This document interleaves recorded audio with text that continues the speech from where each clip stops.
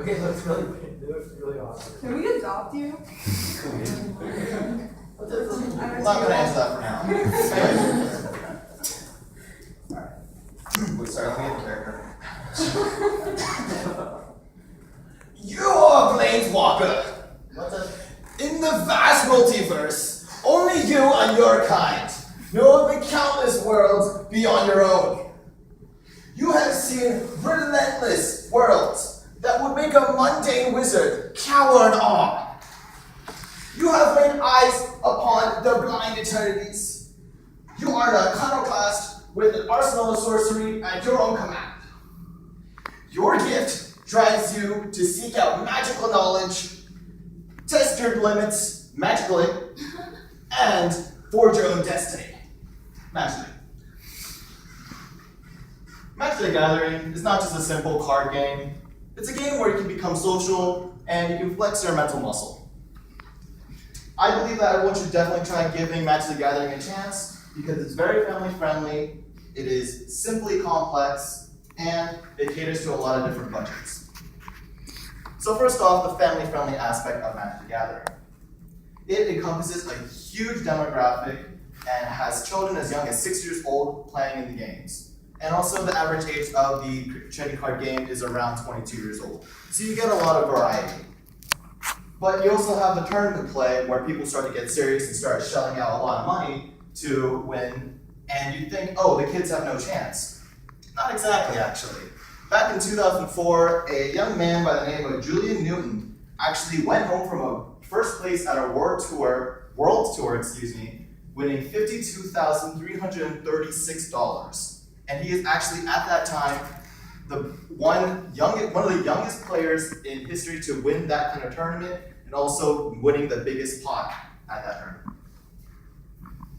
So, if you think that you have a disadvantage because of your age, or someone else has a disadvantage because of their age, think twice about that and look back at 2004.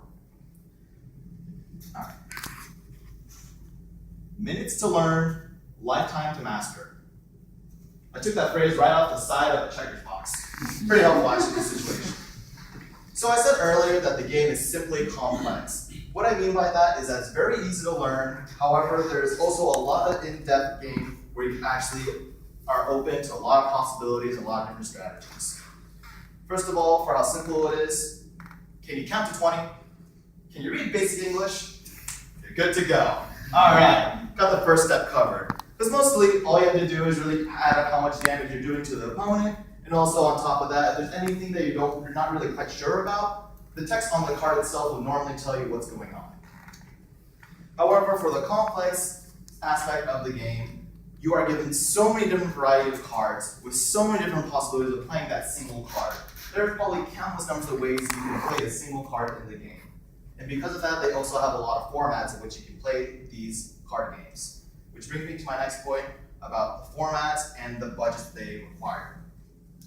So, one of the most expensive hobbies actually happens to be Magic the Gathering. But don't be discouraged just because one of the cards is worth $10,000. In actuality, it is actually very easy to get into. You only need to spend around $9 to $10 to start off with an easy deck, and you can play casually with friends. However, if you want to get more serious, you could easily shell out $400 every seasonal period to play in tournaments and win, and I guess have some bragging rights to go with it. Let's see. So yeah, Magic the Gathering sounds pretty dorky. It is. I'm not really going to sugarcoat it for you. It is pretty dorky, but it's up to you whether or not you want to get into it with a closed mindset or an open mindset, caring about what other people think about what you're doing. For me, Magic the Gathering has given me so many experiences, some that are friendly and competitive, helpful and critical, laid back, but turn on a dime, and oh my goodness, it is sweat-inducing, and it is hilarious to heart-wrenching. So, I really hope that some of you start getting interested in trying to play Magic the Gathering. You can always go to your local card shop, comic book store, even ask me. And just remember, you can become a Planeswalker too, and you can become a gatherer of magic.